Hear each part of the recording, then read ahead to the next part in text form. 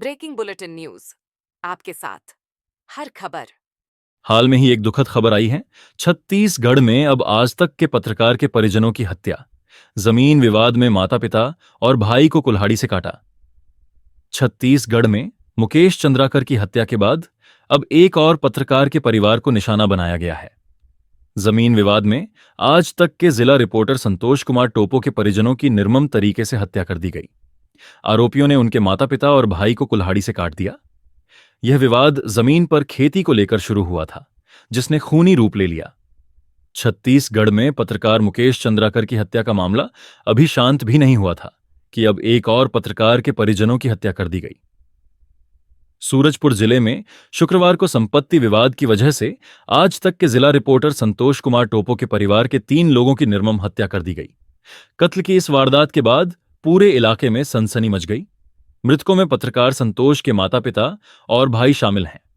घटना दोपहर 1 बजे जगन्नाथपुर के खरगवा थाना क्षेत्र में उस वक्त हुई जब संतोष के माता पिता खेत में काम कर रहे थे।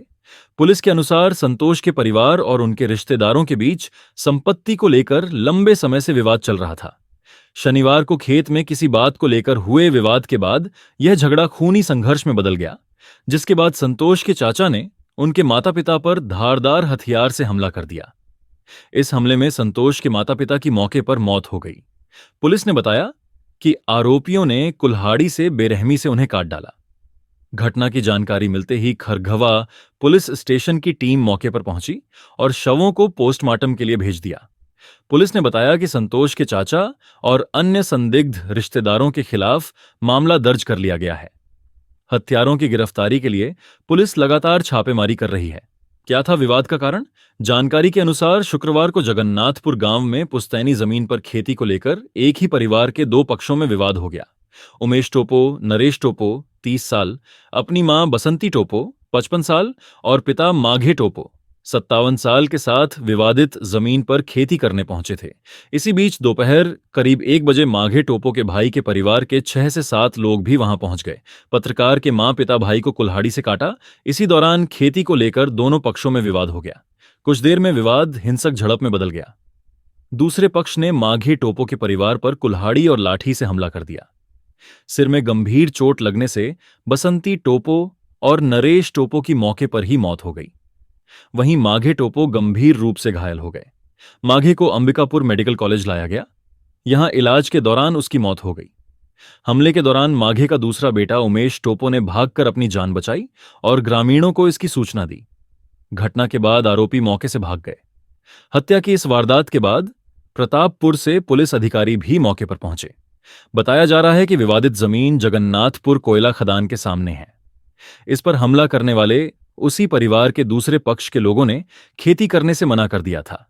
जब दूसरा परिवार खेती करने पहुंचा तो विवाद ने खूनी रूप ले लिया। फिलहाल पुलिस मामले की जांच कर रही है। कोर्ट के फैसले को भी आरोपियों ने नहीं माना। जिस जमीन को लेकर यह झगड़ा हुआ, उस जमीन पर पहले हमलावर परिवार खेती करता था। हालांकि मामला लंबे समय से एसडीएम कोर्ट प्रतापपुर में लंबित था। इसके बाद कोर्ट ने मृतक परिवार के पक्ष में फैसला सुनाया था। फैसले के बाद पीड़ित परिवार खेती करने गया और इसी दौरान आरोपियों ने हमला कर दिया। 3 जनवरी को पत्रकार मुकेश चंद्राकर की हुई थी हत्या। बता दें कि इससे पहले छत्तीसगढ़ के बीजापुर में 3 जनवरी को पत्रकार मुकेश चंद्राकर की बेरहमी से हत्या कर दी गई थी। उनका शव एक ठेकेदार के ठिकाने से सेप्टिक टैंक से बरामद किया गया था। मुकेश चंद्रकार ने एक सड़क निर्माण में हुए भ्रष्टाचार को उजागर किया था, जिसके बाद उनका शव चट्टनपारा बस्ती में ठेकेदार सुरेश चंद्राकर के स्वामित्व वाली संपत्ति पर स्पेटिक टैंक से बरामद किया गया था। वो 1 जनवरी से लापता थे। आप देख रहे थे ब्रेकिंग बुलेटिन न्यूज। हमारे चैनल को सब्सक्राइब करें और देश दुनिया से जुड़ी हर बड़ी खबर से अपडेट रहें।